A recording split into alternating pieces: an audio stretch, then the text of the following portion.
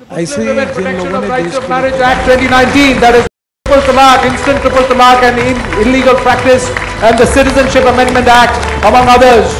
Please welcome Shri Amit Shah Ji, the Honorable Union Home Minister and Minister of Cooperative.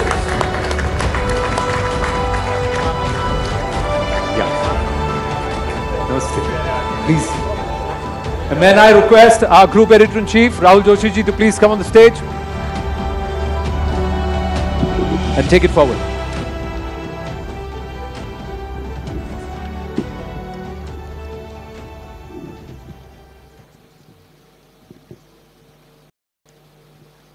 Amit Shah ji, आपका rising India summit में आने के लिए बहुत बहुत धन्यवाद। मैं कुछ समय लेके बताना चाहता हूं कि हम यहाँ पे क्या करना चाह रहे हैं, हम क्या करते आ रहे हैं। हम पिछले 4-5 साल से राइजिंग इंडिया समिट कर रहे हैं हर साल। इस साल की थीम थी राइजिंग इंडिया रियल हीरोज़। हम उन लोगों पर स्पॉटलाइट डालना चाहते थे जो आम आदमी हैं देश के, जो एक्स्ट्राऑर्डिनरी काम कर रहे हैं, ordinary people doing extraordinary work, जिनको कि आपकी सरकार ने भी पद्मा अवार्ड्स के थ्रू जो है उनको रिकग्निशन दिया है। प्रधानमंत्री जी के मन की बात में उन्होंने एक डायरेक्ट कॉन्वर्सेशन ऐसे लोगों के संग किया है। तो सबसे पहला सवाल राइजिंग इंडिया समिट पर मेरा ये होगा कि आप राइजिंग इंडिया को, पिछले 9 साल से आपकी सरकार है, आप कैसे देखते हैं इंडिया राइजिंग को, और इसमें रियल हीरोज का योगदान कैसे रहा है? देखिए, ये विगत 9 साल में भारत ने हर क्षेत्र में दुनिया के सामने अपने आप को सिद्ध किया है। चाहे खेल का क्षेत्र हो, चाहे अर्थतंत्र का सुधार करना हो, चाहे डेमोक्रेसी का रियल परकोरेशन करना हो, डेमोक्रेसी को स्ट्रेंथी करना हो, केंद्र और राज्य के संबंध बेहतर बनाकर इसको दुनिया के सामने रखना हो, अनुसंधान के क्षेत्र में भी हमने बहुत कुछ प्राप्त किया है। रक्षा और रक्षा की आत्मनिर्भरता, दोनों क्षेत्रों में शायद आजादी के बाद सबसे ज्यादा किसी एक दशक में काम हुआ है तो वो ये 10 साल के अंदर हुआ है। देश की आंतरिक सुरक्षा के क्षेत्र में भी कश्मीर, नॉर्थ ईस्ट और वामपंथी उग्रवाद, तीनों हॉटस्पॉट को करीब करीब एक प्रकार से इस पर संपूर्ण प्रभुत्व आज हमारी एजेंसियों का हमने प्रस्तापित कर पाए हैं। ढेर सारे क्षेत्रों में भारत ने बहुत अच्छा किया है और उसका 7 अर्थ में यश हर क्षेत्र में ग्राउंड पर परफॉर्म करने वाले सभी नागरिकों को जाता है। ये जरूर है कि ये तो पहले भी थे, परंतु व्यवस्था सुधरती है तब भी हौसले के साथ। जब रियल हीरोज आगे नहीं आते हैं तो ये परिणाम नहीं मिलता है। मुझे पूरा भरोसा है कि अब इस नींव पर मोदी जी ने जो हमारे सामने एक स्वप्न रखा है कि 2047 में जब देश की आजादी के 100 साल पूरे होंगे तब विश्व में हर क्षेत्र के अंदर भारत नंबर 1 होगा, सर्वप्रथम होगा। इसको हम निश्चित ही सिद्ध कर पाएंगे। बहुत धन्यवाद आपका। सवालों का सिलसिला शुरू करता हूं। आपसे फिर कुछ महीनों बाद मुलाकात हो रही है और एक दिलचस्प समय पे मुलाकात हो रही है। चुनाव आ रहे हैं और सबसे बड़ा इस वक्त जो सबसे गर्म मुद्दा है राहुल गांधी का मुद्दा। तो मेरा पहला सवाल होगा राहुल गांधी पर। सूरत के कोर्ट से उनका कन्विक्शन हुआ, 2 साल की सजा सुनाई गई और तुरंत ही वो डिस्क्वालीफाई भी हो गए और आप लोगों ने जरा भी देर नहीं की उनको बेघर करने में। तो इसको आप कैसे देखते हैं? क्या आपको लगता है कि इससे एक सिंपैथी का माहौल भी बन सकता है राहुल गांधी जी के लिए? देखिए राहुल जी, अगर आपने ये पूरे कानून को और सुप्रीम कोर्ट के जजमेंट को जरा स्टडी किया होता तो आप मुझे सवाल ही नहीं पूछते। मगर खैर अच्छा ही हुआ पूछ लिया, क्योंकि बड़ी भ्रांति फैलाने का प्रयास कांग्रेसी नेता कर रहे हैं। मैं आपकी चैनल के माध्यम से समग्र देश की जनता को रियलिटी बताना चाहता हूं। हमारा जो कानून था वो कानून में एक प्रावधान था कि किसी भी व्यक्ति को अगर 2 साल की सजा होती है तो 3 महीने का समय उसको मिलेगा अपनी सजा को स्टे कराने के लिए। सजा को स्टे कराना और दोष को स्टे कराना 2 अलग बात है। तो दोष को भी स्टे कराना है, सजा को भी स्टे कराना है जी। और हमारे कानून में प्रोविजन ही नहीं है कि जिस अदालत किसी भी व्यक्ति को 2 साल या अधिक सजा करती है वो दोष पर रोक लगा सकती है। कन्विक्शन स्टे नहीं हो सकता जी, सेंटेंस हो सकता है। अब एक lily Thomas versus union of India का जजमेंट आया 2013 में। उस जजमेंट में सुप्रीम कोर्ट ऑफ इंडिया ने तय कर दिया कि 3 महीने आपको नहीं मिलेंगे। क्यों देना है? चुने हुए प्रतिनिधि कोई विशेष प्रायोरिटी क्यों एंजॉय करे? जिस क्षण से आपको सजा होती है उसी क्षण से आपकी सदस्यता रद्द हो जानी चाहिए। ये सुप्रीम कोर्ट का है, 2013 का है, जब राहुल जी की माता जी के नेतृत्व में यूपीए चलता था। हम तो दूर दूर तक नहीं थे। अब ये जजमेंट आने के बाद हम तो आज भी सुधारना नहीं चाहते जजमेंट को, मगर कांग्रेस सरकार सुधारना चाहती थी क्योंकि वो लालू जी को बचाना चाहती थी। एक ऑर्डिनेंस लेके आए मनमोहन सिंह जी और इसको नॉनसेंस कर श्रीमान राहुल गांधी ने पूरे देश के सामने अपने ही सरकार के ऑर्डिनेंस को फाड़ दिया। अब उनके फाड़ने के बाद किसकी मजाल थी कांग्रेस में कि इस ऑर्डिनेंस को कानून में बदले, विड्रॉ कर लिया गया जी। आज अगर वो कानून होता तो वो शायद बच जाते, इतनी हाई तौबा नहीं करनी पड़ती। और दूसरी बात, उन्होंने अब तक अपने दोष पर रोक लगाने के लिए, कन्विक्शन पर स्टे लेने के लिए अपील भी नहीं की है। ये किस प्रकार की एरोगेंसी है? आपको फेवर चाहिए, आप मेंबर पार्लियामेंट बने रहना चाहते हो और अदालत के सामने भी नहीं जाओगे? ये किस प्रकार की एरोगेंसी कहां से जनरेट होती है? ये एरोगेंसी कहां से जनरेट होती है? और ये श्रीमान पहले नहीं है, अब तक राजनीति में उनसे ज्यादा बड़े पद पर रहे हुए और उनसे भी ज्यादा अनुभव रखने वाले ढेर सारे नेता इसी प्रावधान के तहत अपनी सदस्यता गंवा चुके हैं। मैं 3 नाम तो आपको अभी भी गिना सकता हूं। श्रीमान लालू प्रसाद यादव इसका सबसे पहला भोग बने, उसके बाद जयललिता जी बनी और राशिद अल्वी जी बने। ऐसे 17 लोग इंक्लूडिंग राहुल गांधी सबकी सदस्यता गई है। किसी ने काले कपड़े नहीं पहने, किसी ने हाय तौबा नहीं की, क्योंकि ये सुप्रीम कोर्ट का जजमेंट है, देश का कानून है। मगर अब इन पर आ गई तो कांग्रेस वाले कहते हैं गांधी फैमिली के लिए एक अलग कानून बनाना चाहिए। मैं देश की जनता को पूछना चाहता हूं, किसी एक परिवार के लिए इस देश में अलग कानून बनना चाहिए क्या? ये देश की जनता ने तय करना है। किस मेंटालिटी में जीते हैं लोग? और फिर कुछ भी होता है तो मोदी जी पर आरोप करना, लोकसभा स्पीकर पर आरोप मढ़े जा रहे हैं। अरे भाई, आप कानून पढ़ो, वो तो शायद नहीं पढ़ पाएंगे, मुझे मालूम है, समझ नहीं पाएंगे, परंतु कांग्रेस के बड़े बड़े वकील जो राज्यसभा में बैठे हैं, वकील होने के कारण ही बैठे हैं, वो लोग भी नहीं समझाते हैं कि भाई लोकसभा स्पीकर के हाथ में कुछ नहीं है।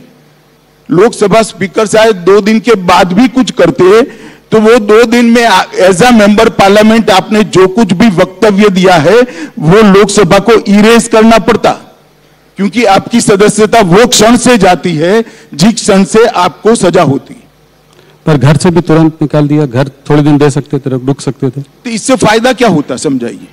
नहीं, सिंबॉलिक है, बैर की राजनीति बोल रहे हैं ये, इसलिए मैं सवाल पूछ। सिंबॉलिक तो ये है कि फॉर व्हाट स्पेशल फेवर, आप बता सकते हैं जब जर्नलिस्ट क्यों स्पेशल फेवर करनी चाहिए? जब संज्ञान में आए उसके बाद तुरंत कदम उठाने का सुप्रीम कोर्ट का निर्देश है। ऑनलाइन जजमेंट भी पहुंच गया, जिन्होंने अर्जी की थी उन्होंने जजमेंट पहुंचा दिया। और लोकसभा स्पीकर सुप्रीम कोर्ट के आदेश की अवमानना क्यों करे? क्योंकि वो गांधी परिवार के हैं, इसलिए करें। और आप हमें सवाल पूछ रहे हो, उनको क्यों सवाल नहीं पूछ रहे कि भाई आप कोर्ट में क्यों नहीं गए? बताइए, आपको पूछना चाहिए या नहीं पूछना चाहिए? जी, मुझे लगता है कि वो इस बात को और आगे ले जाना चाहते हैं, वापस जहां पे उन्होंने मोदी। वो जहां ले जाना चाहते हैं, मगर एक कानून की स्थिति है, इसमें कोई वेंडेटा का पॉलिटिक्स है नहीं, बदले की राजनीति इसलिए नहीं है क्योंकि सुप्रीम कोर्ट ऑफ इंडिया का जजमेंट है और जब आपकी सरकार थी तब आया है।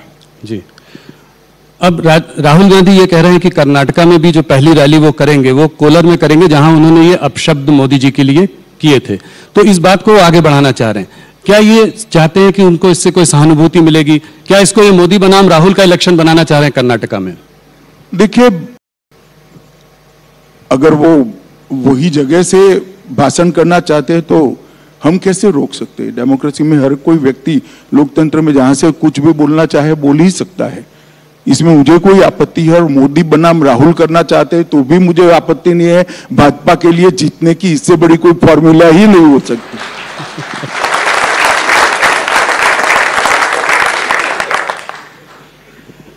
अमित जी, आपकी पार्टी ये जो अपशब्द राहुल जी ने मोदी जी के लिए कहे, आपकी पार्टी इसको एक एंटी ओबीसी कलर भी देने की कोशिश कर रही है, ऐसा क्यों?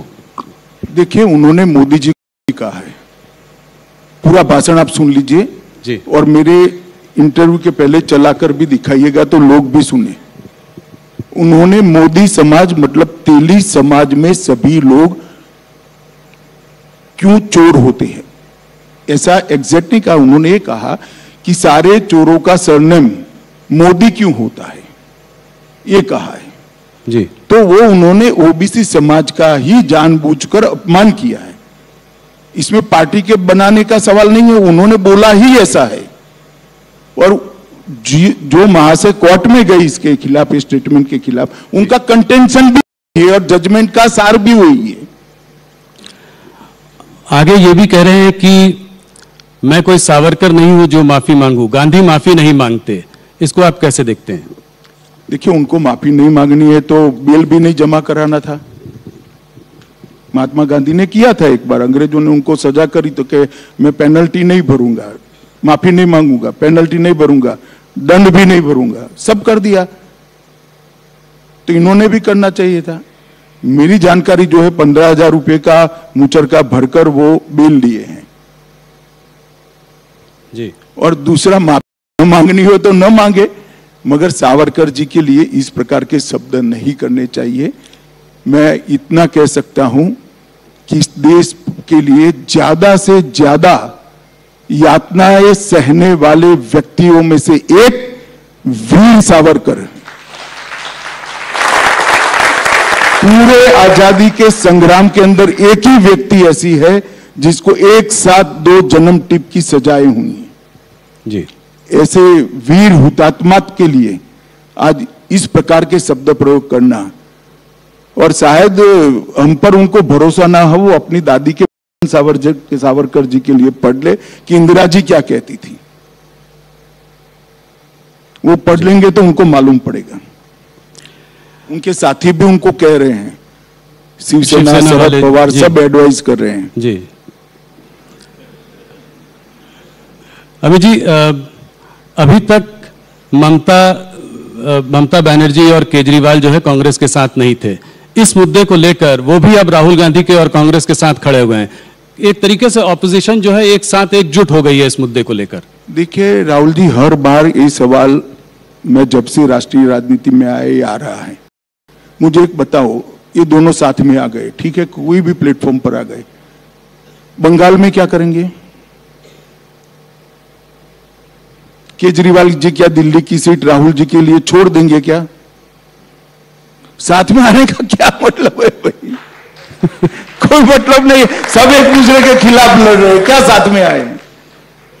एक बात है कि मोदी का विरोध करने के लिए सब साथ में दिखाई पड़ते हैं।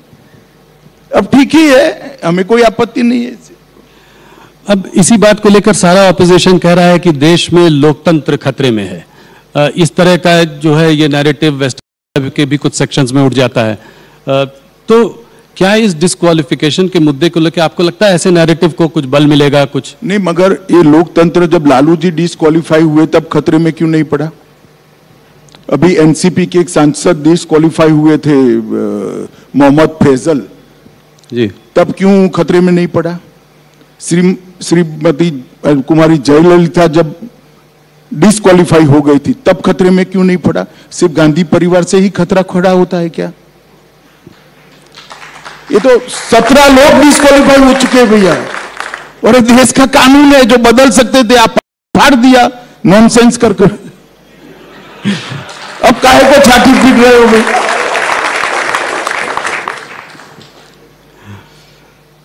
अमित जी, थोड़ा आने वाले चुनाव, कर्नाटका के चुनाव की ओर देखते हैं। कुछ प्रदेश के चुनाव इस साल जो हैं बड़े चुनाव हैं, कर्नाटका, मध्य प्रदेश, राजस्थान, छत्तीसगढ़, और ये एक तरीके से 2024 के पहले एक सेमीफाइनल मैच है। तो आप कर्नाटका के चुनाव को कैसे देखते हैं? आज क्या लगता है आपको, वहां पर स्थिति क्या है?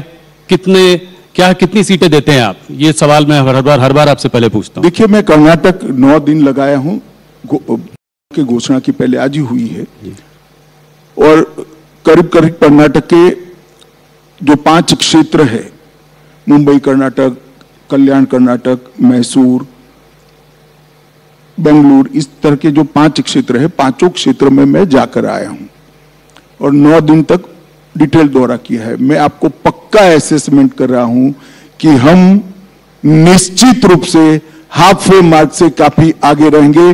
पूर्ण बहुमत की भारतीय जनता पार्टी की सरकार बनने जा रही है। 1985 में रामकृष्ण हेगड़े जी के बाद कभी रिपीट नहीं हुई है सरकार, इसके बाद भी आपको इतना भरोसा है? 30 साल के बाद 30 साल तक कभी भी पूर्ण बहुमत की सरकार नहीं आई थी। कई सालों से पूर्ण बहुमत की सरकार रिपीट भी नहीं हुई थी। 77 के बाद ये दोनों मोदी जी के समय में हुआ, ये भी हो जाएगा, आप चिंता मत करिए। एक अजीब सी चीज देखी कर्नाटका में, मुख्यमंत्री बोम्मई हैं और चेहरा येडियुरप्पा। प्रधानमंत्री ने भी उनका हाथ पकड़ा और उनका जो है उनको प्रोत्साहन दिया जब वो गए थे वहां पे। तो इसको आप कैसे देखते हैं? किसके चेहरे के अंडर चुनाव लड़ रहे हैं? क्या बोम्मई वापस, अगर आप जीते, पहले एक बात समझ लीजिए, येदियुरप्पा जी हमारे वरिष्ठ नेता है, केंद्रीय पार्लियामेंट्री बोर्ड के मेंबर है, चुनाव समिति के मेंबर हैं, और भारतीय जनता पार्टी ने उनकी वरिष्ठता को कभी क्वेश्चन नहीं किया। हम ऐसी पार्टी नहीं है कि जो पावर पर नहीं है उसको दरकिनार कर देते हैं। हमारे यहां जो वरिष्ठ नेता होते हैं उनका सम्मान पावर में हो या न हो, सम्मान होता है। और आज भी मैं कह रहा हूं सबके सामने कि येदियुरप्पा जी बहुत बड़े आकर्षण के साथ स्टार कैंपेनर की भूमिका कर्नाटक के अंदर निभाएंगे, और उन्होंने वो कर्नाटक असेंबली में भी स्पष्ट कर दिया है। जी, तो अगर जीत कर वापस आएंगे तो बोम्मई जी वापस मुख्यमंत्री बनेंगे? देखिए, वो तो पार्टी तय करेगी, अभी पार्टी में इस प्रकार की कोई चर्चा नहीं हुई है। पर बोम्मई जी हमारे मुख्यमंत्री है, बहुत अच्छा काम किया है और अच्छे से चला रहे हैं। और येदियुरप्पा जी और बोम्मई के कालखंड के अंदर जो कुछ भी कर्नाटक में डेवलपमेंट के काम हुए, इसके आधार पर हम फिर से निश्चित रूप से चुनकर आएंगे। और कर्नाटक की जनता डबल इंजन सरकार चाहती है। मोदी जी की योजनाओं को, मोदी जी के कार्यक्रमों को और मोदी जी के विजन को नीचे इंप्लीमेंट करे, इस प्रकार की समान विचारसरणी वाली सरकार कर्नाटक की जनता चाहती है, और परिणाम भी इसी प्रकार के आएंगे। जेडीएस ने करीब 150 लोगों की लिस्ट जारी कर दी है, कांग्रेस ने भी करीब 125 कैंडिडेट घोषित कर दिए हैं। आप लोगों ने अभी तक कोई लिस्ट जारी नहीं की, तो कहीं ना कहीं कोई चौंकाने वाली कोई नहीं, चौंकाने वाला कुछ नहीं होता। हमारे यहाँ एक पद्धति तय है, जिले को सुनते हैं, फिर प्रदेश में इस पर चर्चा होता है, फिर यहाँ पर आता है और केंद्रीय पार्लियामेंट्री बोर्ड निर्णय करता है। वहां परिवारों को सुनना है, 5 परिवार इकट्ठा बैठ जाते, और जेडीएस में भी नहीं बैठना, एक ही परिवार बैठ जाए तो सारे फैसले हो जाते देवगौड़ा जी का, और यहाँ 3-4 परिवार बैठ जाए तो फैसला, तो उनके लिए बड़ा सरल है। हमारे यहाँ लाखों कार्यकर्ताओं से चरणबद्ध चर्चा करनी होती है तो थोड़ी देर लगती है भैया, हम थोड़े स्लो भी है। जेडीएस की बात करें तो लोगों का यह भी कहना है कि जेडीएस जो है वो भारतीय जनता पार्टी की बी टीम है, इसको आप कैसे देखते हैं? देखिए, फिर से एक बार आप स्टडी करे बगैर का सवाल कर रहे हैं। गत चुनाव में हम सबसे ज्यादा सीटों के साथ 1 नंबर की पार्टी बने थे। हमारी 104 सीटें थी, जेडीएस की 34 सीटें थी, और फिर कांग्रेस की गोदी में सत्ता के लिए बैठ गई और दोनों ने सरकार बनाई। अब बताइए जेडीएस किसकी बी टीम है? जरा बताइए ना जनता को। तो आपकी कोई बातचीत नहीं चल रही है? आपकी कोई बातचीत नहीं चल रही है? नहीं, हमारी कोई बातचीत। हम हर सीट पर लड़ेंगे, पूर्ण बहुमत के लिए लड़ेंगे और मोदी जी के नेतृत्व में पूर्ण बहुमत आएगा, इसका मुझे पूर्ण भरोसा है। किसी से बातचीत का सवाल ही पैदा नहीं हो। कोई भी हालत में अगर जरूरत पड़ी तो भी उनके संग गठबंधन नहीं करेंगे। गठबंधन नहीं करेंगे चाहे कुछ भी, अगर मान लीजिए कम भी पड़ जाए। गठबंधन का सवाल ही नहीं है, किसी के साथ गठबंधन करने की जरूरत नहीं है। पोस्ट पोल भी नहीं, पूर्ण बहुमत प्राप्त जा रहे हैं और विश्वास के साथ हम मैदान में उतरे। विधानसभा के चुनाव की घोषणा से पहले आपकी पार्टी ने जो 4% रिजर्वेशन मुस्लिम्स के लिए था, उसको आपने 2% जो है लिंगायत और वोकालिगा उसके लिए उसमें बांट दिया। ऑपोजिशन का कहना यह है कि ये पोलराइजेशन की आपकी एक स्ट्रैटेजी है, इसको कैसे देखते हैं आप, क्या मानते हैं? देखिए, मैं मानता हूं ये करने में थोड़ी देर हो गई है, क्योंकि धर्म के आधार पर आरक्षण संविधान सम्मत नहीं है, ये गैर संवैधानिक है। किसी भी प्रकार का आरक्षण धर्म के आधार पर नहीं होता है। जो कांग्रेस की कर्नाटक सरकार ने पोलराइजेशन के लिए किया था, उसको हमने करेक्ट किया है और मैं मानता हूं ये करने में थोड़ी देर हो गई। अमित जी, आगे बढ़ते हैं, थोड़ा सा आने वाले 2024 के चुनाव पर चर्चा करते हैं। प्रधानमंत्री मोदी जी ने कुछ ही दिनों पहले एक ऑपोजिशन को बड़ी चुनौती दी है। उन्होंने कहा है कि यहाँ पे भ्रष्टाचारी बचाओ आंदोलन चल रहा है। तो क्या ये समझें कि 2024 में मोदी वर्सेस द रेस्ट होगा, पूरा ऑपोजिशन एक तरफ, मोदी जी एक तरफ? कैसे देखते हैं आप इसको? क्या आप 300 का आंकड़ा 2024 में पार कर पाएंगे? पहले मोदी वर्सेस रेस्ट को मैं आपको समझाने का प्रयास करता हूं, शायद मैं न समझा पाऊं मगर जनता समझ पाएगी। अब मैं 3 पार्टियों के नाम बोलता हूं, श्रीमान चंद्रशेखर राव, ममता बनर्जी की पार्टी तृणमूल कांग्रेस, समाजवादी पार्टी और कांग्रेस। ये चारों पार्टियां अगर मोदी वर्सेस रेस्ट के फॉर्मूला के साथ आती है तो चंद्रशेखर राव जी की एक सभा अगर यूपी में रखते हैं तो क्या फर्क पड़ जाएगा यूपी में, और ममता बनर्जी की सभा तेलंगाना में रखते हैं तो क्या फर्क पड़ जाएगा, और यादव साहब की सभा अगर बंगाल में रख देंगे तो क्या फर्क पड़ेगा। ये सब अपने अपने राज्य में हमारे सामने ही लड़ रहे हैं और लड़ाई इसी तरह से होनी है। एकता आपकी टीआरपी बढ़ाने के लिए है, आपको उन लोगों का धन्यवाद करना चाहिए। एकता का कोई मतलब ही नहीं है, कोई एक दूसरे को ना नेता मानता है, ना एक दूसरे के लिए एक सीट छोड़ने को तैयार है। चलिए मैं मानूं कि टीआरएस तेलंगाना में 5 सीटें ममता जी को दे दे तो एक लड़ाई हुई भाई,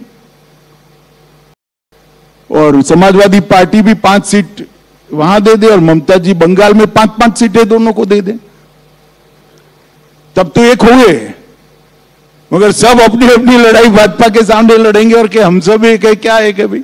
नहीं, तब तो आपके लिए बहुत अच्छा है। मगर मान लीजिए उत्तर प्रदेश में एक सीट पर एक ही कैंडिडेट हो, जो जॉइंट कैंडिडेट हो सबका, समाजवादी पार्टी, बहुजन समाज पार्टी और कांग्रेस का, तब कैसे लड़ाई? ना बहुजन समाजवादी पार्टी ऐसा कहती है, ना समाजवादी पार्टी ऐसा कहती है। वो अलायंस करते हैं बंगाल और तेलंगाना में,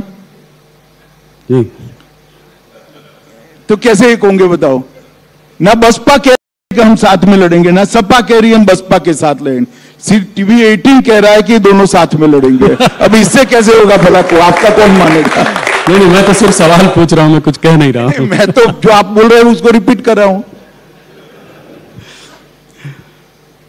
Amit ji, central investigative agency से जो है ऑपोजिशन को बहुत डर है, कहती हैं कि जो हमको हैरेस करते रहते हैं, सरकार इनका इस्तेमाल करती है उन लोगों को परेशान करने के लिए।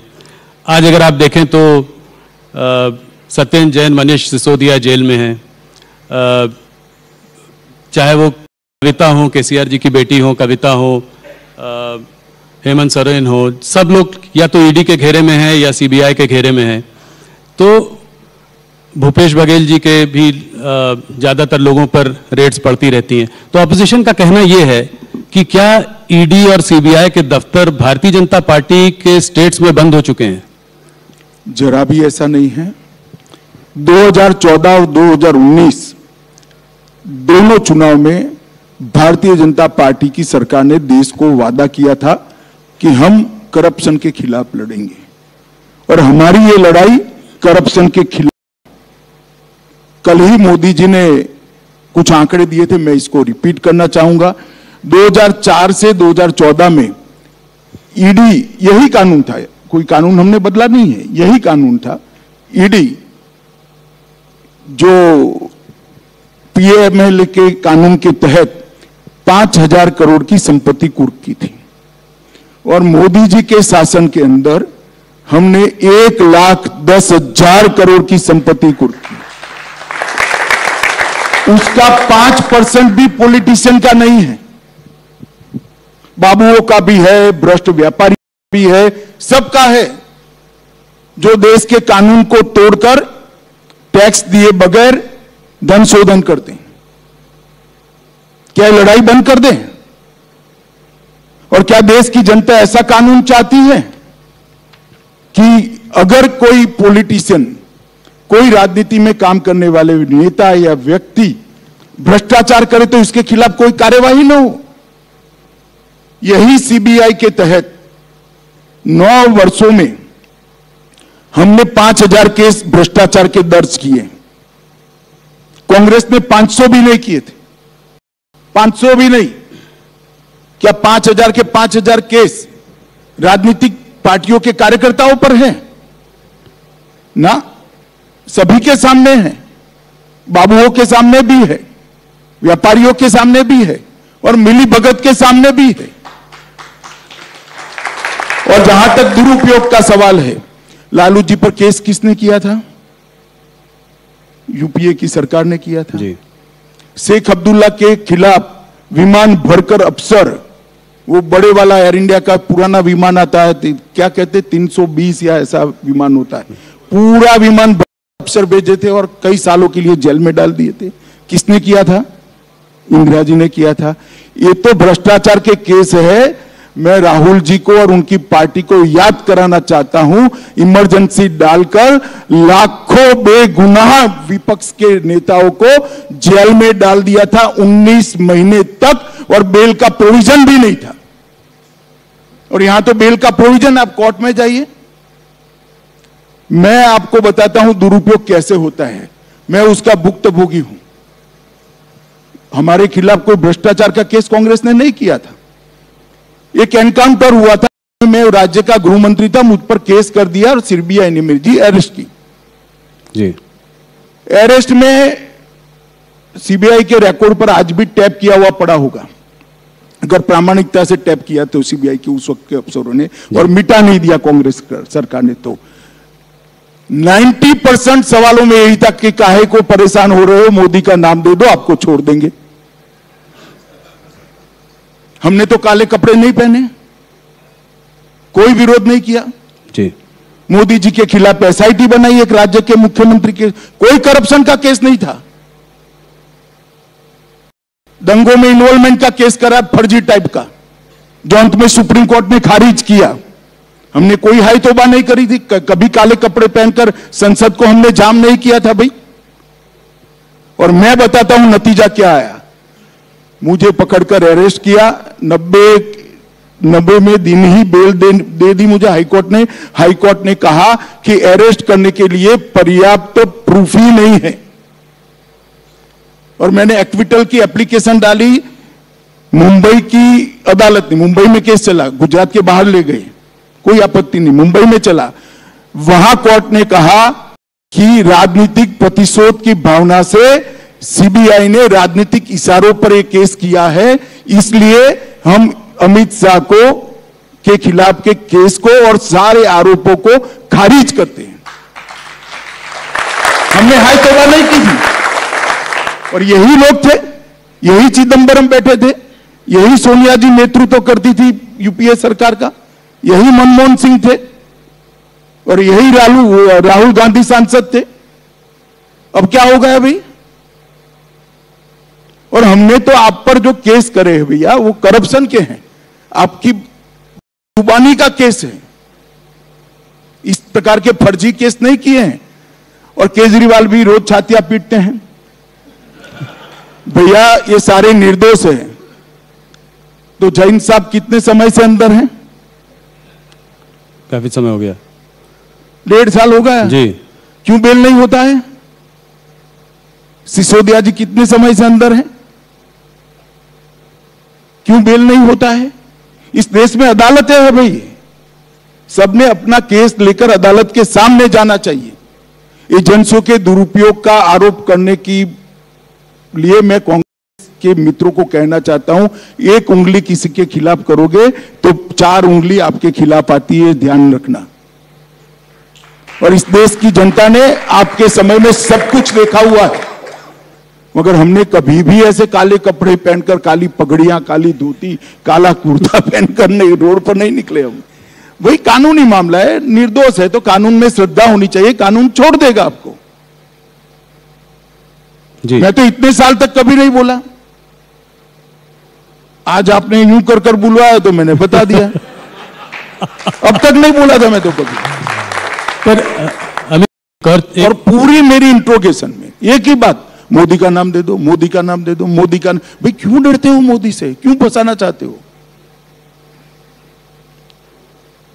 और कोई इंट्रोगेशन में कोई चीज नहीं पूछी मुझे, और मेरे कारण बेचारे कई सारे पुलिस अफसर, निर्दोष टाइप के अफसरों को जेल में डाल दिया। और वही कांग्रेस आज ये प्रलाप कर रही है, वही चिदंबरम साहब आज बोल रहे हैं, वही कपिल सिब्बल बोल रहे हैं, वही अभिषेक मनु सिंघवी बोल रहे हैं। उनको आत्मचिंतन करना चाहिए कि भ्रष्टाचार का जितना पैसा इकट्ठा किया है, एक बार सामने से अदालत के सामने जाकर दे दे, शायद अदालत माफ कर दे उनको। ये ढूंढकर पकड़ेंगे तो तकलीफ आएगी। एक ऑपोजिशन लीडर का कहना यह है कि ये सारे आप भ्रष्टाचार के जो केसेस आप इन्वेस्टिगेट एजेंसीज तो करती हैं, पर अगर नेता पार्टी बदलकर भारतीय जनता पार्टी में आ जाए तो उसके खिलाफ केसेस को ड्रॉप कर दिया जाता है। ये बिल्कुल बेसलेस बात है। इस देश में अदालतें हैं, आपके पास अगर कॉन्क्रीट केस है तो लेकर अदालत में जाइए, अदालत सीबीआई को डायरेक्ट करेगी, ईडी को डायरेक्ट करेगी। कौन ईडी और सीबीआई की हिम्मत है अदालत के डायरेक्शन के खिलाफ काम करने की? बताइए किसकी हिम्मत है? और कांग्रेस पार्टी क्या मानती है? इस देश में अदालतें बंद हो गई है, जाइए आप अदालत में।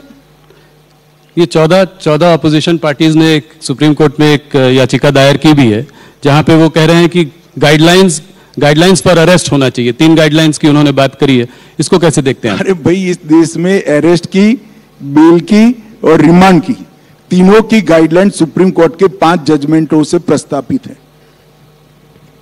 वो सब भी जानते हैं, मगर ये जनता को गुमराह करना चाहते हैं। जनता ऐसी बातों से गुमराह नहीं होती है भैया, ऐसी बातों से गुमराह नहीं होती है जी। कुछ अन्य राज्यों के चुनाव के बारे में बात करना चाहूंगा। राजस्थान, मध्य प्रदेश और छत्तीसगढ़ के चुनाव भी आने वाले हैं इस साल। तो इन तीनों स्टेट्स में आप अपनी परिस्थितियों को कैसे देखते हैं? क्या लगता है आपको इन तीनों स्टेट्स में क्या होगा? देखिए, तीनों राज्यों में अभी चुनाव की देरी है, मगर तीनों राज्यों का मेरा दौरा हुआ है। राजस्थान का कम, मध्य प्रदेश और छत्तीसगढ़ का ज्यादा दौरा हुआ है। मैं इतना बताता हूं कि दोनों जगह पे कांग्रेस की सरकार की खिलाफ जबरदस्त रोष का माहौल मैं देख रहा हूं, और मैं बहुत आशान्वित हूं कि मध्य प्रदेश और छत्तीसगढ़ दोनों जगह उलटफेर होने जा रहा है। और राजस्थान में तो शायद कांग्रेस भी मानती है कि अब हमारा नंबर नहीं लगने वाला है। मध्य प्रदेश की अगर बात करूं तो पिछली बार कमलनाथ ने वहां पे बड़ी अच्छी फाइट दी थी और आप लोगों को बाद में सरकार को पलटना पड़ा था। इस बार भी कमलनाथ का नेतृत्व है, कांग्रेस खड़ी हुई है और एक कांटे की टक्कर का वो दिखाई देता है। क्या आपको लगता है कि इस बार आप जीत जाएंगे?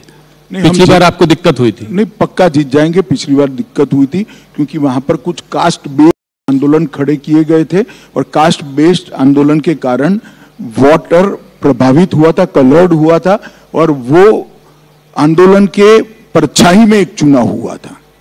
ऐसा ही कास्ट बेस्ड आंदोलन गुजरात में भी खड़ा किया था।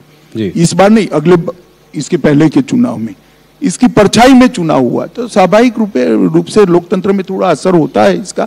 परंतु इस बार हमें वो लोग समझ गए हैं, जनता समझ गई है कि राजनीतिक हथकंडा था। अब मैं जाकर आया हूं, मैं पूरा माहौल देखकर आया हूं, मुझे तो बहुत अच्छा माहौल की अनुभूति होती। और छत्तीसगढ़ में भूपेश बघेल के सामने आपका चेहरा, उम्मीदवार तो हर सीट पर कोई ना कोई लड़ेगा, नेता कौन होगा वो अभी हमने तय नहीं किया है, तय करेंगे तब आपको जरूर बता देंगे। राजस्थान में आप अपनी सिचुएशन को कैसे देखते हैं? वहां अशोक गहलोत जी जो है वो तो अपने ही कांग्रेस हाईकमांड को ही चकमा दे गए और वहां जमे हुए हैं, तो उनसे आप अपनी लड़ाई कैसे देखते हैं? क्या वसुंधरा जी आपका चेहरा होंगी या कोई? अभी राजस्थान में चेहरे के बारे में हमने कोई निर्णय नहीं किया है, परंतु श्री अशोक गहलोत ने जिस प्रकार से सरकार चलाई है जी, वो निश्चित है राजस्थान की जनता बदलना चाहती है, और शायद इसीलिए कांग्रेस उनको अध्यक्ष बनाकर वहां रास्ता साफ करना चाहता थे, मगर वो नहीं निकले। अब उनका एक इंटरनल प्रॉब्लम है। जी, सचिन पायलट को बनाना चाहते थे। कोई आप लोगों की कोई बातचीत सचिन पायलट वगैरह से जैसे पिछली बार हो रही थी? मुझे लगता है राजस्थान में तीनों राज्यों में सबसे बड़े बहुमत से राजस्थान में जीतेंगे। अमित जी, महाराष्ट्र में आपके मास्टर स्ट्रोक से जो है सरकार वापस आ गई। लोगों का मानना यह है कि हो सकता है कि अभी कुछ शॉर्ट टर्म में आपको फायदा भी हुआ हो, मगर लॉन्ग टर्म में शिवसेना का जो वर्कर है वो शिवसेना के अभी साथ है, और ठाकरे के संग थोड़ी बहुत सिंपैथी फैक्टर भी है क्योंकि इस तरीके से जो हुआ। तो इसको आप कैसे देखते हैं? 2024 पर इसका क्या असर होगा? देखिए, आप जो कह रहे हैं उससे उलट है। महाराष्ट्र में हम और शिवसेना साथ में चुनाव लड़े थे, देवेंद्र फडणवीस के नेतृत्व में चुनाव लड़ा गया। फिर कांग्रेस और एनसीपी ने चुनाव हारने के बाद श्री उद्धव ठाकरे को कहा कि हम आपको मुख्यमंत्री बना देते हैं, तो वो मुख्यमंत्री बन गए। बनने तो बन गए, सभी लोग उनके साथ भी गए, मगर जब जनता में जाने लगे तब आइडियोलॉजिकल जो डिफरेंस ऑफ ओपिनियन थे वो सरफेस पर आने लगे। क्योंकि शिवसेना सालों से हिंदुत्व की पॉलिटिक्स करती थी और कांग्रेस और एनसीपी की जिस प्रकार की पॉलिटिक्स थी, तो शिवसेना का वफादार जो वोटर था उनके जनप्रतिनिधियों को हर जगह सवाल करता था। जनप्रतिनिधि जो छोड़कर वहां से भागे वो हमारे कारण नहीं भागे हैं, जनता के दबाव के कारण वहां से निकले हैं। तो इसी में जवाब है, जनता ही चाहती थी कि शिवसेना और भाजपा इकट्ठा रहे, तो असली शिवसेना अब हमारे साथ आ गई है और हम और शिवसेना इकट्ठा होकर सरकार बनाए हैं, चुनाव भी लड़ेंगे, चुनाव भी जीतेंगे। कुछ लोगों का यह मानना था कि पिछली बार अगर भारतीय जनता पार्टी अकेले चुनाव लड़ती, शिवसेना के बिना चुनाव लड़ती, तो शायद उसको बहुमत मिल सकती थी। मैं भी मानता हूं, मगर शिवसेना हमारी बहुत पुरानी साथीदार पार्टी थी, इसलिए हमने इन पर भरोसा किया। पर मेरा सवाल यह है कि अब आप एकनाथ शिंदे जी के संग हैं, तो क्या इनकी पार्टी का जो है विलय भारतीय जनता पार्टी में सवाल ही नहीं खड़ा होता। ये रियल शिवसेना है, चुनाव आयोग ने भी ये सिद्ध कर दिया है, धनुष बाण का निशान भी उनको दे दिया है। भारतीय जनता पार्टी और शिवसेना साथ में चुनाव लड़ेंगे। मर्जर का क्वेश्चन डज नॉट अराइज, ना ऐसा कोई प्रपोजल है, ना कोई ऐसा विचार चल रहा है। 2024 में सीट का बंटवारा कैसे होगा? कितनी सीट पर आप लड़ेंगे? वो तो करेंगे मिल बैठ कर, ये कोई बड़ी बात नहीं है। जरूरत पड़ी तो आपको भी बुला लेंगे।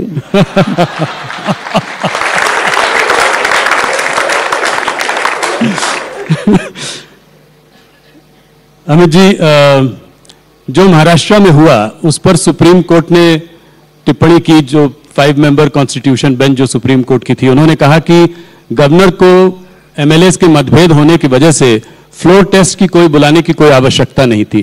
क्या कहते हैं आप? देखिए, जजमेंट नहीं है, सामने वाले पक्ष को सुनकर जज साहब ने दिया हुआ डायस पर से रिएक्शन है जी। मैं मानता हूं उसके बाद शिवसेना के लॉयरों ने भी ढंग से इसका जवाब किया है कि तथ्य क्या थे। जजमेंट आने तक बहुत आकलन नहीं लगाना चाहिए। जजमेंट आएगा तो सुप्रीम कोर्ट है, देश की सर्वोच्च अदालत है, जो तय करेगी वो सब लोग मानेंगे। मगर जज साहब काफी सवाल सुनवाई के दौरान पूछते हैं, उसको जजमेंट नहीं मान लेना चाहिए। अभी जी, 2024 के चुनाव के बारे में बात करते हैं। अगर आप देखें आपको 300 के ऊपर सीट मिली थी, ज्यादातर स्टेट्स में सैचुरेशन सीट थी। उत्तर प्रदेश में काफी ज्यादा सीट थी। देखो राहुल जी, आपकी स्मृति थोड़ी वीक है, मेरी बहुत शार्प है जी। 2019 के शुरुआत में पहला सवाल आपने ये किया था कि 14 में सैचुरेशन पर हो क्या होगा और 19 में हमारी सीटें बढ़ गई। इस बार भी कहता हूं गत चुनाव से ज्यादा सीटों के साथ फिर से एक बार मोदी जी प्रधानमंत्री। ये एक्स्ट्रा सीट्स जो है वो कहां से आएंगी? एक्स्ट्रा सीट्स कौन से, किन प्रदेशों से आप देख रहे हैं ज्यादा सीटें आएंगी पिछली बार से? कई सारी, लास्ट टाइम मैं कहता था कि बंगाल से हम सीट बढ़ाएंगे, कोई नहीं मानता था, अब बढ़ गई। नहीं, 18 सीट उड़ीसा से बढ़ाई, तेलंगाना से बढ़ाई। पार्टी जमीन पर काम करने वाली पार्टी है और मोदी जी का ऑरा भारत की चारों दिशा से अंतिम गांव से लेकर दिल्ली तक है जी। साउथ में तमिलनाडु और केरला में आप कैसे देखते हैं? मोदी जी का ऑरा वहां पर भी है, मगर सीट पे कैसे कन्वर्ट होगा? कोई तालमेल AIADMK? हमारा संगठन वीक था, हमने काफी प्रयास किए हैं, काफी सुधार किया है, ढेर सारे गांवों तक पहुंचे, ढेर सारे बूथों तक पहुंचे हैं और जहां वीक है और हमारे साथ साथी भी है। तो AIADMK के साथ कुछ गठबंधन रहेगा? हाँ, हमारा है ही अभी तो गठबंधन। थोड़ा कुछ उन मुद्दों पे बात करते हैं जिनसे आपके मंत्रालय का डायरेक्ट संबंध है। आज देश में पंजाब में जो हो रहा है उस सिचुएशन को आप कैसे देखते हैं? अमृतपाल को गिरफ्तार करने के लिए आपकी मुलाकात भगवंत मान जी से मार्च की शुरुआत में हुई। उनको गिरफ्तार 2 हफ्ते बाद करने की कोशिश भी की गई, मगर वो हाथों से निकल गए। तो ये कैसे हुआ? अमृतपाल, जब आप लोगों का इतना तालमेल बना तो वो बचकर कैसे निकल गए? देखिए, ये सारी चीजें मैं सार्वजनिक रूप से यहाँ नहीं बता सकता, मगर इतना बताता हूँ, हर 3 महीने में पंजाब के मुख्यमंत्री को मिलता हूँ, सारे राज्यों के मुख्यमंत्रियों को मिलता हूँ। ये कोई नई बात नहीं, इसको कोई घटना के साथ नहीं जोड़ना चाहिए, एक बात। दूसरी बात, जहां तक भारतीय जनता पार्टी की नरेंद्र मोदी का सवाल है, किसी भी राज्य में लॉ एंड ऑर्डर होता है, इरिस्पेक्टिव ऑफ पार्टी पॉलिटिक्स, हम वो राज्य के साथ चट्टान की तरह खड़े हैं, क्योंकि ये मामला देश का होता है, पॉलिटिक्स का नहीं। और पंजाब सरकार जो भी कदम उठाना चाहती है, केंद्र सरकार उनके साथ है। तो आप इसमें गलती किसकी मानते हैं? ये कैसे हुआ कि हम साथ में भी? गलती का इतना जल्दी आकलन मत लगाइए ना जी।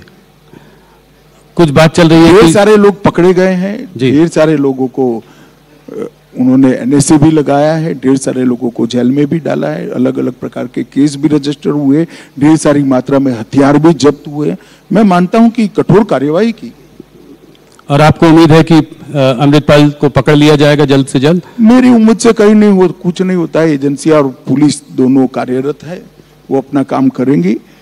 और मैं मानता हूं ये सारे सार्वजनिक इंटरव्यू के हिस्से नहीं होते हैं, संवेदनशील प्रकार की बातें हैं और उसको इसी प्रकार से टैकल करना चाहिए। अमित जी, जो पंजाब में हुआ उसका हमने बाहर भी देखा कि भारतीय दूतावासों में जो है हिंसक प्रदर्शन हुए। Vancouver, Melbourne, Washington DC, San Francisco, हर जगह इस तरह के प्रदर्शन हुए। इसको आप कैसे देखते हैं? देखिए, भारत का दूतावास देश के दुनिया के किसी भी हिस्से पर हो, वो भारत का भाग है जी। और उस पर हमला वो प्रीमाइसिस के अंदर किया गया कानून भारत के सार्वभौमत्व पर हमला है। हमने दिल्ली में FIR रजिस्टर करी है और जिन जिन लोगों ने कार्यवाही की है उस पर हम एक्शन लेने की शुरुआत भी की। क्या एक्शन लेंगे? कुछ OCI वगैरह कार्ड कैंसिल करने की भी कुछ? देखिए, UAPA लगाया है उन्होंने और अब सारी वहां से रिकॉर्डिंग भी मंगाई गई। रिकॉर्डिंग के आधार पर पुलिस प्रोफेशनल एक्शन लेगी। अमित जी, खालिस्तान के इस आंदोलन के पीछे किसका हाथ है? आप किसका हाथ मानते हैं इसमें? कई सारे वर्षों से 90 के दशक से चल रहा है। अब किसका हाथ है ऐसा पिन पॉइंटेड कहना तो बड़ी दिक्कत है, परंतु मैं मानता हूं कि इस देश के हर हिस्से में रहने वाले भाई, सिख नागरिक, पंजाब में भी रहने वाले ज्यादातर सिख भाई बहन ये मानते हैं कि भारत के साथ रहना चाहिए और भारत के प्रति निष्ठा से हर क्षेत्र में उन्होंने योगदान किया। और विशेषकर सुरक्षा के क्षेत्र में, आंतरिक सुरक्षा के क्षेत्र में जितना बलिदान सिख भाइयों ने दिया है, सिख जवानों ने दिया है, शायद देश के किसी हिस्से ने नहीं, और हर भारतीय को इस पर गर्व है। अमित जी, एक दूसरे मुद्दे की ओर जाता हूं। हाल में जुडिशरी से सरकार के टकराव का एक माहौल बना हुआ है। हमारे वाइस प्रेसिडेंट धनखड़ जी, रिजिजू जी, जजेस के अपॉइंटमेंट की प्रोसेस को लेकर उन्होंने गंभीर सवाल उठाए हैं। उधर सुप्रीम कोर्ट ने कई बार जजेस के अपॉइंटमेंट के मामले में रिकमेंडेशंस की अनदेखी की है। इसको देखिए जुडिशरी, मैं समझ गया आपके, आप ये कोई टकराव बकराव नहीं है, सब अपने अपने एक ओपिनियन देते हैं भाई, इसको टकराव का स्वरूप मत दे दो। नरेंद्र मोदी सरकार जुडिशरी से किसी भी प्रकार का टकराव कर ही नहीं सकती, किसी भी सरकार ने नहीं करना चाहिए। दोनों का संविधान सम्मत काम करने का अपना अपना दायरा है और सब अपने अपने दायरे में रहकर काम करना चाहिए, कर भी रहे। एनजीएसी बिल जो है दोनों संसदों में था, उसके बाद भी सुप्रीम कोर्ट ने उसको अनकॉन्स्टिट्यूशनल बताया। और मैं आपसे सवाल इसलिए पूछ रहा हूं क्योंकि आपके सरकार के एक मंत्री बराबर इस मुद्दे को उठा रहे हैं, इसके बारे में बात कर रहे हैं, इसलिए मुझे लग रहा है कि ये जुडिशरी वर्सेस एग्जीक्यूटिव जो चल रहा है, ये क्या हमारे देश के लिए ठीक है? हमारी सरकार के मंत्री की बात को आपने ध्यान से नहीं सुना है। आपने जिस जजमेंट का जिक्र किया कि कानून को उस जजमेंट से उलटफेर कर दिया, ऐसा नहीं है। वही जजमेंट में एक हिस्सा है कि आप जजेस अपॉइंटमेंट के लिए एक नई एसओपी बनाकर सुप्रीम कोर्ट को भेजिए, जिस पर सुप्रीम कोर्ट विचार करेगी। जी, भारत सरकार ने एक एसओपी बनाकर सुप्रीम कोर्ट को भेजी है जी, जो वहां लंबित है। किरण जी ने कहा इस पर जल्दी विचार करना चाहिए, इसमें क्या आपत्ति है? मैं नहीं मानता है कोई टकराव की बात है, मगर अब आप जो आपकी स्पर्धा होती है, टीवी ज्यादा कौन देखे इसकी, और कुछ भी कहते हैं, अब हम क्या कर सकते हैं भाई इसको। एक आखिरी सवाल इस मुद्दे पर, और मुझे पता है कि आप ये नोकझोंक जो है सुप्रीम कोर्ट, ये अडानी में भी उन्होंने एक जो है क्या कहते हैं कमेटी का गठन किया, आईबी रिपोर्ट जो है जजेस पर आईबी रिपोर्ट भी पब्लिक की, तो इलेक्शन कमीशन ने भी सरकार की पावर्स को थोड़ा डाइल्यूट किया। तो क्या आप ये नहीं देखते कि इसमें थोड़ा यहाँ पे कुछ लोग फिर भी एक बार जजमेंट नहीं पड़ा है? दोनों इलेक्शन कमीशन पर जो जजमेंट आया है, उन्होंने कहा है कि सरकार जब तक कोई कानून नहीं बनाती तब तक की ये स्टॉप गैप अरेंजमेंट उन्होंने बताई है। सरकार को कानून बनाने का मौका दिया, अब सरकार का काम है कानून बनाकर कानून सार्वजनिक कर दे, संसद में पारित करा ले, और सरकार करेगी, इस पर विचार कर रही है सरकार। सुप्रीम कोर्ट ने यह नहीं कहा कि हमने जो फैसला दिया है वो कानून हो गया है। जी, कानून बनाने का काम देश संसद का है।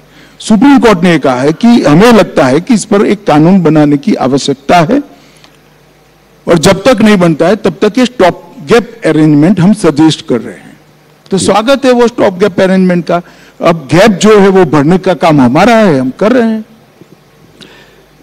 अमित जी, एक मुद्दा जिस पर आपने बहुत काम किया है और वो है ड्रग्स के खिलाफ आपने बहुत काम किया है। आप इतने व्यस्त रहते हैं, इसके बाद भी आपने इस चीज पर बहुत ज्यादा काम किया। आप कैसे देख रहे हैं कि भाई मैं काफी चीजों पर काम करता हूं। मैं कह वो सब तो करते हैं, मेरा मतलब है कि ये एक ड्रग्स फ्री इंडिया का जो सपना है पूरा होगा। ये प्रॉब्लम बहुत बड़ी है आज भी इतने। देखिए ऐसा है कि ये ऐसी समस्या है जिसकी समाप्ति की कोई डेट नहीं दी जाती है, ना हो सकती है, कभी भी नहीं हो सकती। एक लड़ाई है और लंबे समय तक चलने वाली लड़ाई है, मगर अप्रोच में बदलाव हो सकता है। नरेंद्र मोदी जी के प्रधानमंत्री बनने के बाद ड्रग के खिलाफ लड़ाई में हमने अप्रोच बदला है। एनकोड कर एक व्यवस्थापन 2020 से हम लेकर आए, जिस एनकोड के अंदर 4 स्तरीय व्यवस्था है। केंद्रीय स्तर पर 2 व्यवस्था है, एक राज्य स्तर पर है और एक जिला स्तर पर है। एक सिर्फ पहले पुलिस और रेवेन्यू डिपार्टमेंट इसके खिलाफ लड़ते, अब होल ऑफ गवर्नमेंट अप्रोच के साथ हेल्थ डिपार्टमेंट, फार्मास्यूटिकल डिपार्टमेंट, इसके साथ समाज कल्याण विभाग, jail, home ministry, revenue ministry, finance ministry और बॉर्डर सिक्योरिटी, तो नेवी, कोस्ट गार्ड, ये सारे सब इकट्ठा होकर इसके खिलाफ लड़े। वो व्यवस्था का नाम है एनकोड व्यवस्था, जो 2020 से हम लेकर आए, और इसके कारण ड्रामेटिक परिवर्तन आंकड़ों में आया है जी। मैं आपको बताता हूं, पहले 9 साल में 630 करोड़ का ड्रग पकड़ा गया था और ये 9 साल में 22,000 करोड़ का ड्रग पकड़ा गया है। देश की जनता को भी शायद मालूम है, हर 3 महीना अपने हाथ से मैं ड्रग जलाता हूं जी, और 3 साल से जलाता हूं। 22,000 करोड़ रुपए का ड्रग, इसका मतलब ये नहीं ड्रग ज्यादा आने लगा है, इसका मतलब ये ड्रग ज्यादा पकड़ा जाता है। हमने तंत्र को कठोरता के साथ काम करने की सूचनाएं दी है।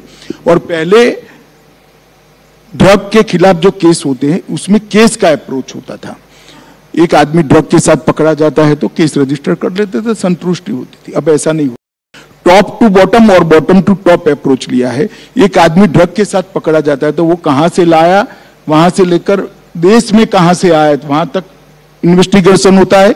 और देश की सरहद पर पकड़ा जाता है तो जहां से पकड़ा गया वहां से कहां पान की दुकान तक जाना था वहां तक का इन्वेस्टिगेशन होता है जी। तो टॉप टू बॉटम और बॉटम टू टॉप इन्वेस्टिगेशन के कारण आज पूरे तंत्र पर उनकी जो सिस्टम है इस पर एक कुठाराघात करने का काम नरेंद्र मोदी सरकार ने किया है। और मैं मानता हूं कि इस लड़ाई के अंदर विशेषकर युवाओं ने जुड़ना चाहिए। ये हमारे देश की भविष्य की पीढ़ी को खोखला बनाती है, ये जाली नोटों के व्यापार को बढ़ावा देता है, ये षड्यंत्र, ये ड्रग ट्रैफिकिंग से ही टेरर फंडिंग होती है, ये हथियारों की तस्करी को भी बढ़ावा देता है और हमारे बच्चों को उनके जीवन से, जीवन के आनंद से गुमराह करता है। और हमारी सरकार का स्पष्ट अप्रोच है कि जिस बच्चे को ड्रग की आदत पड़ती है वो तो विक्टिम है, व्यापार करते हैं वो गुनहगार है। और दोनों के लिए हमारा अलग अलग अप्रोच है।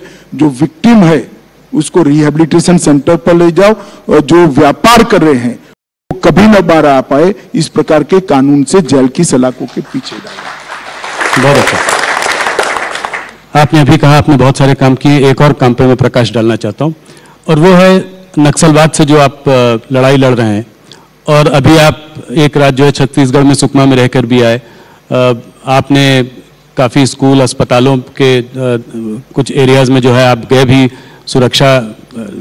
सुरक्षा एजेंसीज के लिए बड़ी चुनौती थी, आप वहाँ पहुँच गए, मगर आपने ये सब किया, इसको आप कितनी बड़ी समस्या मानते हैं और इसको कैसे टैकल कर रहे हैं? देखिए, एक जमाने में काठमांडू तिरुपति कॉरिडोर की बात होती थी और देश के 12 राज्य इसकी चपेट में थे, 12 राज्य।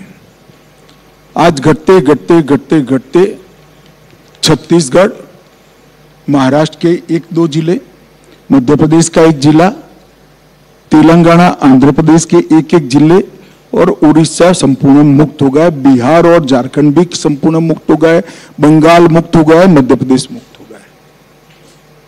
और ये 10 साल के अंदर, मोदी जी के प्रधानमंत्री बनने के बाद 9 साल के अंदर हर प्रकार की वामपंथी उग्रवाद की हिंसा में 76% की कटौती हुई। इनकी कैडर को पूरी तरह सख्ती से हम निपटे हैं और इसके साथ जो मेन स्ट्रीम में आना चाहते हैं उनको मेन स्ट्रीम में आने की भी व्यवस्था।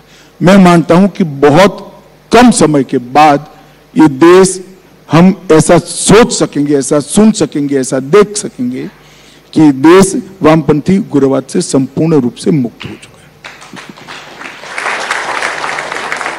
अमित जी, एक सवाल और, आज अगर आप विश्व भर में देखें तो ज्यादातर देश में अर्थव्यवस्था चरमराई हुई है। सारे बड़े बड़े देश जो है उनकी इकोनॉमी जो है आज एक कठिन संघर्ष से गुजर रही है। आज इंडिया एक ब्राइट स्पॉट है जिसकी की इकोनॉमी फिर भी संभली हुई है और अच्छा कर रही है, मगर इसका दूसरा पहलू है जो कि सरकार, ऑपोजिशन सरकार को टारगेट करता है, वो है महंगाई और बेरोजगारी का मुद्दा। ये मुद्दा बार बार आता है, महंगाई बढ़ी है और काफी बढ़ी है इधर, तो आप इसको कैसे देखते हैं? देखिए, महंगाई को भी कोरोना के कठिन कालखंड के बाद विश्व के परिप्रेक्ष्य में देखें तो भारत की स्थिति England, Germany, France, even America, ये सबसे बहुत अच्छी स्थिति है। और मैं इतना कह सकता हूं कि खाने पीने की चीजों पर मोदी जी ने महंगाई को नहीं बढ़ने दिया है। मगर आज विश्व का अर्थतंत्र एक दूसरे के साथ इस प्रकार से जुड़ा है कि विश्व के अर्थतंत्र के अंदर जो बदलाव होते हैं, इससे कोई भी देश अछूता नहीं रह सकता। हम अगर ये कहेंगे कि विश्व के अंदर जो स्लोडाउन आए इसका हमारे यहाँ कोई प्रभाव नहीं होगा, विश्व के अंदर जो महंगाई हुई इसका हमारे यहाँ कोई प्रभाव नहीं होगा, तो वो सही नहीं होगा। इसका प्रभाव होना ही है, परंतु इसके सब प्रभाव से कम करने का काम भारतीय जनता पार्टी की नरेंद्र मोदी सरकार ने किया है, इस देश के प्रधानमंत्री ने किया है।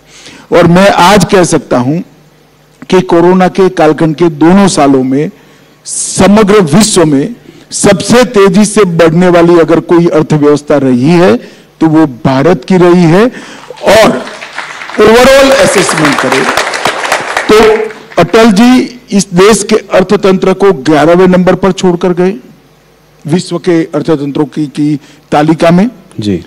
फिर अर्थशास्त्री प्रधानमंत्री मनमोहन सिंह जी आए, उन्होंने एक बहुत अच्छा काम किया, 11वें नंबर पर से देश को 12वें नंबर पर नहीं जाने दिया, 11वें नंबर पर 10 साल तक देश स्थित रहा। फिर मोदी जी आए, 9 साल में 11वें नंबर पर से 5वें नंबर का अर्थतंत्र भारत बना। और मैं मानता हूं ये बहुत बड़ी सिद्धि है, पूरी दुनिया मानती है कि भारत उत्पादन का हब बन चुका है। नए नए क्षेत्र के अंदर ग्रीन हाइड्रोजन का क्षेत्र हो, अंतरिक्ष का क्षेत्र हो, ड्रोन का क्षेत्र हो, स्टार्टअप को बढ़ाना हो या युवाओं के लिए एक सानुकूल वातावरण खड़ा करना हो, जिससे एक मंच खड़े रहकर विश्व के युवाओं के साथ वो स्पर्धा कर पाए, वो मंच मोदी जी ने भारत के युवाओं को दिया है और सफलतापूर्वक दिया है, ऐसा मैं मानता हूं। नहीं, और आज लोग मानते हैं कि इस डेकेड के एंड तक हो सकता है कि हम top 3 economies of the world में भी हों, तो इसमें कोई दो राय नहीं है। अमित जी, मैं हर बार कोशिश करता हूं कि आपसे कुछ हल्के फुल्के सवाल पूछूं, पर उसका मुझे कोई जवाब नहीं मिलता। एक सवाल जाते जाते बताइए, आप रिलैक्स कैसे करते हैं? कुछ कभी छुट्टी लेते हैं, कभी कुछ? तो अभी आपके साथ बैठकर ही रिलैक्स हो गया। देखो भाई, मन में जो है वो करते रहो, लक्ष्य के अनुरूप करते रहो, अपनी मान्यता के अनुरूप करते रहो, कभी थकान नहीं लगेगी। अपने मन से विपरीत करोगे, अपनी आइडियोलॉजी से विपरीत करोगे, अपनी मान्यता से विपरीत करोगे तो थकोगे। अगर कोई कॉम्प्रोमाइज करे बगैर अपनी मान्यता के अनुसार काम करते रहोगे तो थकान कभी नहीं लगेगी, और इसीलिए मुझे कभी नहीं लगती। मुझे पता है कि मुझे जवाब मिलेगा नहीं, पर मैंने फिर भी कोशिश की। अमित जी, आपका बहुत बहुत धन्यवाद। आप राइजिंग इंडिया में आए, आपने हमारे सारे सवालों का बहुत लंबे समय तक जवाब दिया, हमसे जुड़े, बहुत बहुत धन्यवाद। Please give him a big hand. आपका भी बहुत बहुत धन्यवाद। राहुल जी वाली भ्रांति को क्लियर करने का आपने मुझे मौका दिया, बहुत बहुत धन्यवाद। Ladies and gentlemen, big round of applause for Amit Shah ji, please. Amit Shah ji, मंत्री जी, आपसे अनुरोध है, एक सेकंड रुक जाइए। Rahul ji, I am going to request you to please present a memento on behalf of all of us here at News 18 Rising India.